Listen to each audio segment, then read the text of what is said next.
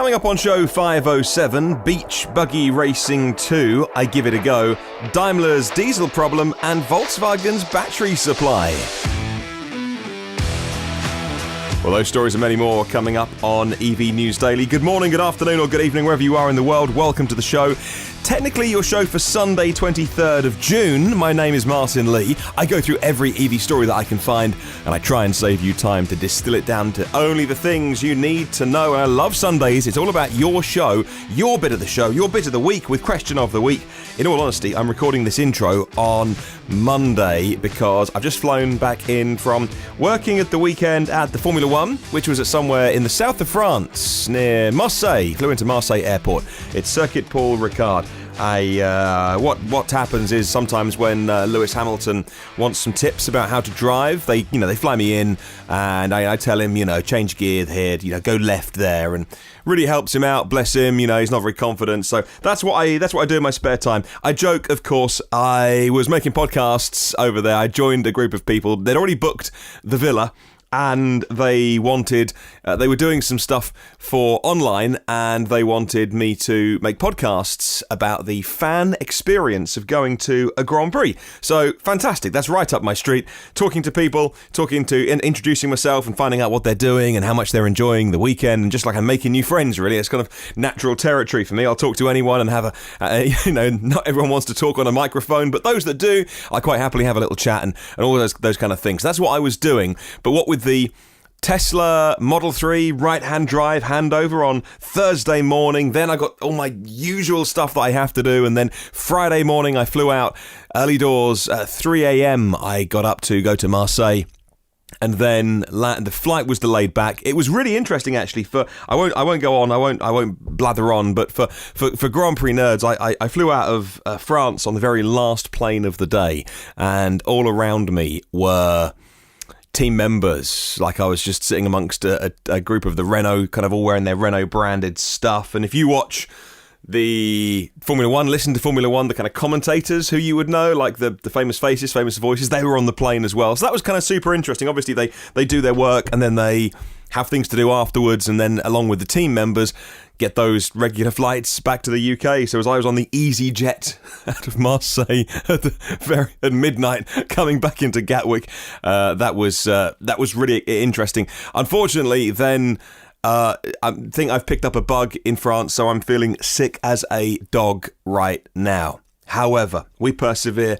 Thank you for indulging me with personal stories. Sorry, I'm feeling pretty grotty at the moment. I promise it wasn't a dodgy bottle of French red wine. Didn't really drink over there, or eat too much, and it was very, very hot. Heat wave, 28 degrees. Didn't really drink enough water.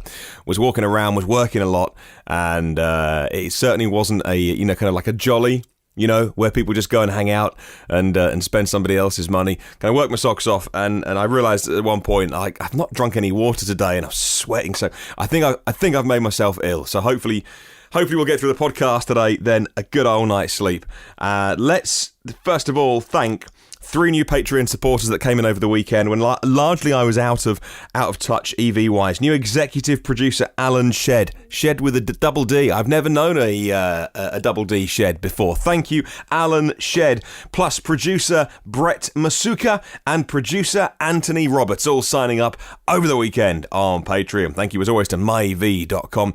They are the team who are changing the way that people think about interacting with, buying and selling electric cars in the USA. So, Tesla event on Thursday morning, and as well as the amazing handover, the right-hand drive Model 3 handover, where, I can't say how many, I did end up counting,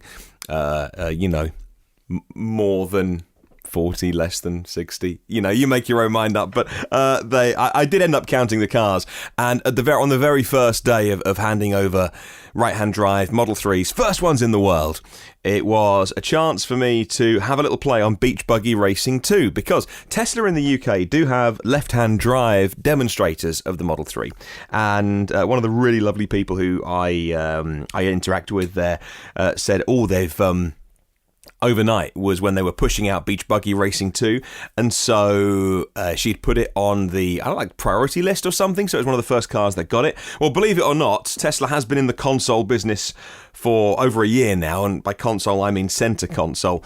First announced last summer, they've installed a handful of Atari games in what they're calling Teslatari. I always seem to get that wrong and say Teslarati, so I'm quite glad I didn't. Amongst these included like Asteroids, Lunar Lander, Tempest. Says Wade Malone for InsideEVs.com. Well, Beach Buggy Racing 2 is a mobile game with several tracks that bear a striking resemblance to, if you've played Mario Kart games, then this isn't going to be a million miles away from what you're used to playing.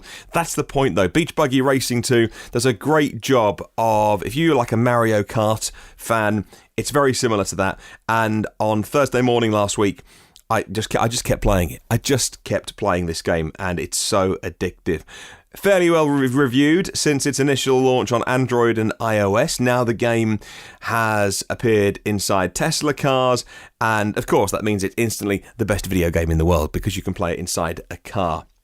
How do you play it? Well, you use the brake pedal to slow down, otherwise you'll be going full speed. Didn't realise that as I was trying to use the accelerator in the car to speed up. And also you turn the steering wheel, but you turn the steering wheel in really small movements. It's not like wildly going lock to lock, left to right. Very small movements are all you really need to do. And that's because when you are playing the game, the front wheels do move slightly. I wouldn't say so much so that, of course, when you think about it, it's an electric power steering system, so it's basically the car is one big electric system anyway, so it's not like you're doing any damage by turning the wheel as you would do maybe with like a traditional ICE car with all the pumps and pulleys and everything turned off on a power steering like a hydraulic system. But the front wheels do move slightly. I've seen people online really concerned it's going to damage the tyres. I can't see how it would do. The front wheels are barely moving. You barely move the steering wheel. It really wouldn't be any more than a couple of inches left and right. So I had a good old play of that, and I wanted to pass on one of the things that I forgot to talk about when I was making that show last Thursday at the handover event. I'll put a link to Inside EVs if you want to find out more. Well, Jaguar Land Rover has been revealing details of its new architecture. It's called the MLA architecture. Jaguar Land Rover revealed details on its electric models, which are the ones that are going to follow the I-Pace. Now, I think the I-Pace is a really great third car. If that's the third car that Jaguar had built, everyone would be fantastic. The fact they did it as their first EV is just brilliant. Don't underestimate how hard it would have been for Jaguar Land Rover to build the I-Pace. They beat everybody else, non-Tesla, everybody else to market. You think the I-Pace has been out a long time now, selling very well, I think, in the US as well. And so what they're doing with this new architecture, I'll give you the name, Modular Longitudinal Architecture, MLA, and it's going to accommodate all electric cars and plug-ins and mild hybrids as well, says an industry source for the newsletter electrive.com. Well, they go on to say that Jaguar Land Rover is hoping that this new architecture is going to move the company's profit margin in a positive direction through cost reduction and new models. Nick Rogers, head of product development, is hopeful of that in the future. Jaguar Land Rover will build the vehicles on an MLA basis in somewhere called Solihull in England, and is planning a large premium sedan and large SUV. Let's find out more about those specific cars then. Autoevolution.com website says that the plug-in hybrid has a 13.1 kilowatt hour battery. That's going to be 50 kilometers of pure electric range. Has for the next full electric, Autoevolution says they think the next one's going to be an XJ. The electric vehicle that comes next after the I-Pace, they think, is the XJ, 90 kilowatt hour battery. That's a range of 470 Ks of 292 miles.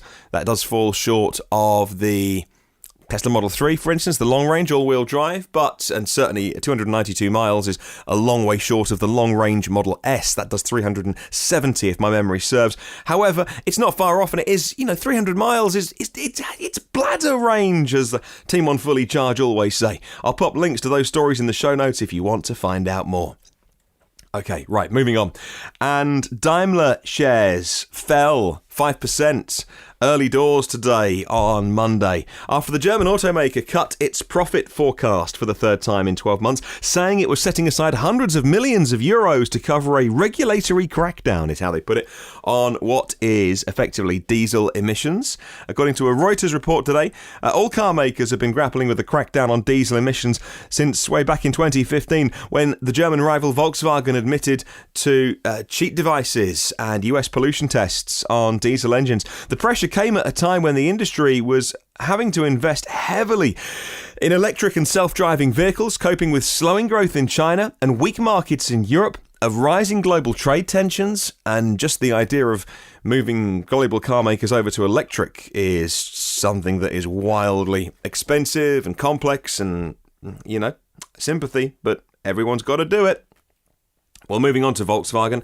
Mentioned them a moment ago. Another story about Volkswagen batteries. And Volkswagen is sending signals that the brand, and particularly the group as well, Volkswagen Group, has secured the supply of lithium-ion battery cells now for the upcoming first wave of electric cars, according to InsideEVs.com. I must be honest, I thought that these contracts were all well and truly done. But Thomas Ulbrich, who is the member of board of management of the VW brand responsible for e-mobility, said this, and I quote, "I can confirm that for the first years of our plan, a sufficient supply of cells has now been contractually secured," adding this was the case until 2023, end quote.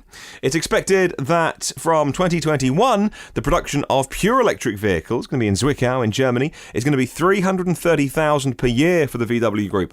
So 330,000 every single year. That's from 2021. The first model, of course, we know, the VW ID3. And that's going to be followed by its various derivatives. And I'm going to put a link to Inside EVs down there in the show notes for you. Love electric buses because lots of people can ride them and they're always working. ABB has presented the first electric truck in Bern by the end of 2022. The vehicle's plans to convert its fleet to zero-emission vehicles gradually in Switzerland. The current 3-axe model was developed together with eForce One, but runs on the technology designed by ABB, says ElecDrive. Well, the electric trucks are going to be charging at ABB fast chargers known as Terras. The 54 fast chargers can provide enough power for their buses to do a 300-kilometre range. Pretty good.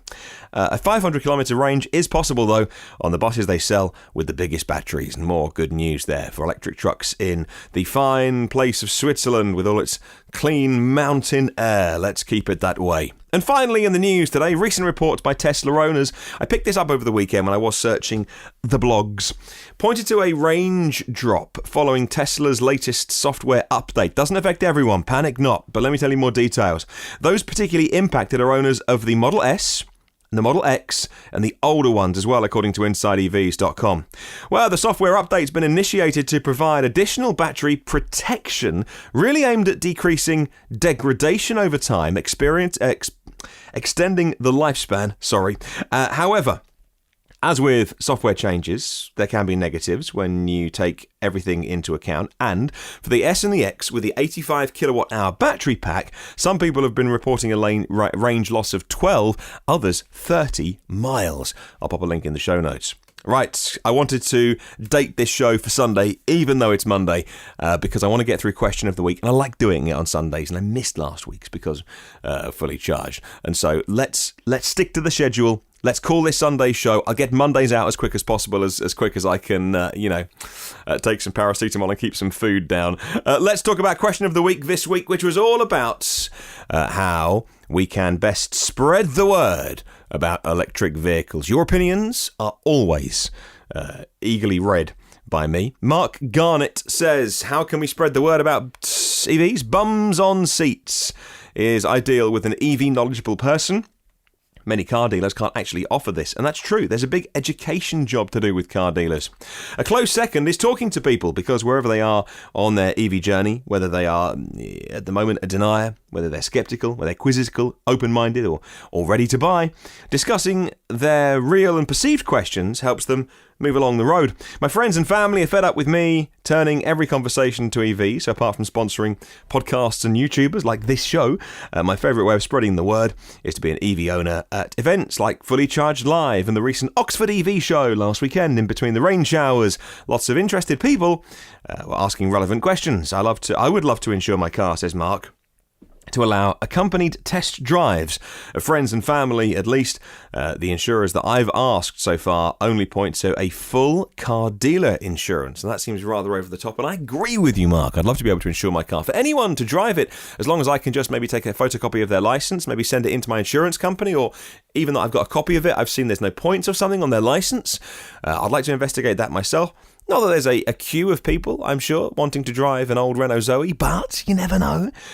Carlis, maybe his name is Carlis, Menzins, I hope I've got your name correct, says, the best way to do it is to silently bypass them in traffic jams. To be more serious, yell and shout at people about EVs. To be even more serious, he says, make the big guys talk about the benefits of EVs. And by the big guys, I mean governments, influencers, bloggers, CEOs. The more we talk about it, the more there is that the possibility will be there as actual change happening.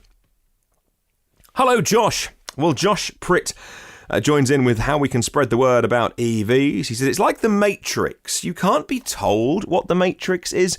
You have to be shown.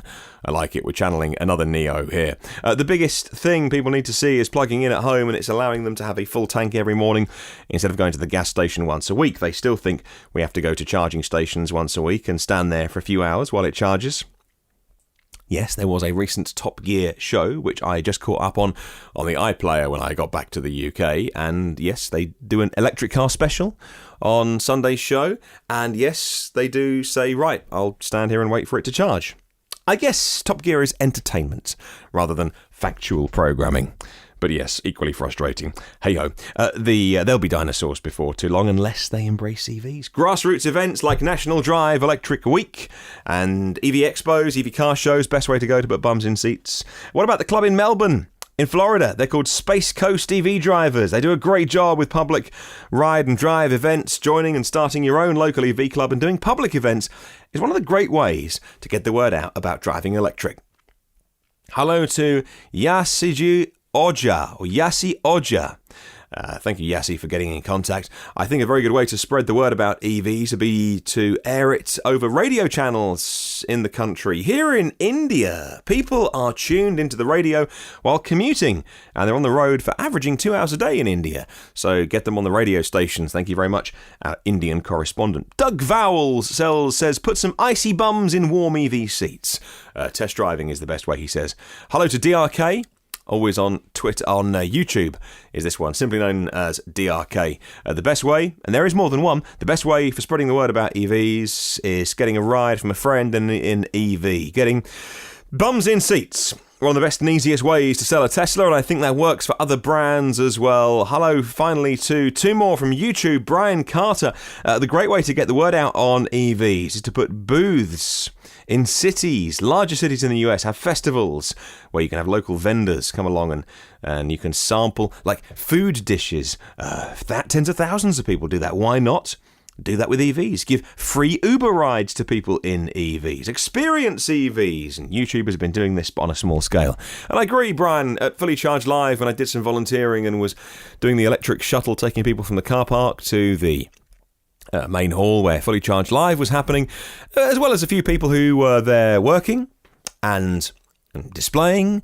There were plenty of people who I had in the back of the car who were EV curious, who were just coming along to find out what it's all about. Bit of solar, bit of energy, bit of EV stuff as well at Fully Charged, and it's really, really nice to have those conversations with people who, I mean, admittedly, these people weren't skeptical because they'd paid to be at an EV event, but they were very curious. Finally, hello to E-Tripping with Adam Gibbett. E-Tripping with Adam Gibbett says, Martin, I love to talk to people at charging stations. As you are the keeper, people trust your opinion, and to be honest, I'm getting busier on my charging breaks. No time for a Kit Kat, he says. Well, there you go. Thank you very much to everyone who sent me their question of the week. I wanted to read yours out because if you have taken the time to write it, I can certainly read them out on the podcast, as many as I possibly can. All right, let's wrap it up as my voice starts to go, and I won't get too graphic because maybe you're having breakfast right now. But basically, for the last 12 to 18 hours. I've had to be quite close to certain facilities because anything I've eaten, well, I tend to be seeing it again quite quickly. So very quickly, let me talk about, I'm sure I'll be fine tomorrow with a good night's sleep. Thanks to myev.com for sending us a brand new question of the week. Keep your comments coming in on email, on YouTube. It's this question this week. Do EVs have anything more to prove? In the Top Gear show that was on Sunday night in the UK, they test drove the Model 3 dual motor performance and put it up against some big beasts, the Alfa Romeo, the Mercedes AMG, and it wiped the floor with all of them. And so, is this it now? Are EVs now better in every way than ICE cars? Do EVs have anything more to prove? Let me know your thoughts. Email me. hello@evnewsdaily.com. Thank you to all the patrons of the show, 227 of them. And one of those who joined up recently as a new partner of the show is Gerard and the team at tryev.com. And really, this week's question of the week feeds very much into what he does. So he'll join me this Saturday on a Saturday special because Try EV is exactly what is this? tryev.com. It's all about getting you in EVs. And this week's question of the week, it does seem to be pretty much a consensus of the best way to get people to convert, spread the word, is bums on seats. Well, thank you very much, as always, to Phil Roberts from Electric Future, who's eagerly awaiting his Model 3. He has indeed got a reservation in. And the Electric Future team, thank you very much for your support. Hi to Brad Crosby, as well, a premium partner of the show. Hello to our partners, David Allen, OEM Audio of New Zealand and evpower.co.nz, and Paul O'Connor, and like I say, tryev.com, and all of our executive producers. Alan Robson, Alan Shed, he's new. Double D, Alex Banahini, Alexander Frank, Anders Hove, Harold Gierschalsveen, Ashley Hill, Bjard Fuchstak, Barry Penniston, Bob Muir from GingerComputers.com in Dundee, Borislav Borisov, Brent Kingsford, Brian Thompson, Brian Weatherall, Cesar Trujillo, Charles Hall, Chris Benson, Chris Hopkins, Craig Coles, Craig Rogers, Damien Davis, Dan Fairs, Darren Bird, Darren Sant from Yorkshire EV Club, Dave Jewson, David Barkman, David Finch, David Partington, David Prescott, Dirk Rotsatz, Don McAllister of ScreencastsOnline.com, Enrico, Stefan Schillo, Frederick Rovick, Free Jewel, aka James, George Clargo, Jack Oakley, James Storr, Jason Fan, Jeff Urbies, Jerry Allison, Jill Smith, John Bailey, John, who is Beardy McBeardface from Kent EVs, John Odell, John Timmis, Juan Gonzalez, Ken Morris, Kevin Mason, Carl Mayen, Lars Dallager, Lawrence D. Allen, and Leo. Lejek Gilles, Louis Hopkin, Luke Cully, Marcel Lohman, Marcel Ward, Marlin Shell, Martin Croft, Matt Piccioni, Matthew Ellis, Matthew Gruby, Maz Shah, Mia Oppelstrup, Michael Pastroni, Michael Kiffin, Mike Rogers, Mike Winter, Nathan Gore Brown, and Neil E. Roberts and the gang at Sussex EVs. Ohad Aston, Paul Ridings, Paul Seeger-Smith, Paul Stevenson, Perry Simpkins, Pete Glass, Phil Mouget, Pontus Klinbad, Raj Badwell, Rajiv Narayan, Ralph Jensen, Renee Schneider, Rob Cooling, who is appledriving.co.uk, Rob Hermans, Rupert Mitchell, Sarah McCann, Sari Kangasoja, Seiki Payne, Steve John, Stuart Hanna, the Limousine Line in Sydney, the Plug Seeker, who runs his YouTube channel, just search Plug Seeker, Tim Gutteridge, Walter McVeigh, and Zach Hurst. Thank you so much. Right, time for the endy bit. There are 506 previous episodes online for free. Thank you for Question of the Week this week. Make sure you get your answer in. I'm looking forward to reading yours if EVs have anything else to prove. Get all the new shows first and free and automatically by hitting subscribe in your favourite podcast app, or more than one. Make sure you get it in all of the places that you get your favourite podcasts. Oh, excuse me. If you want to take 2 minutes to leave a little review, it really helps me out. Just do that on iTunes or Apple Podcast, as I believe we call it these days. Come and say hi on the socials by searching EV News Daily. Have a wonderful day. I'll catch you tomorrow. And remember, there is no such thing as a self-charging hybrid.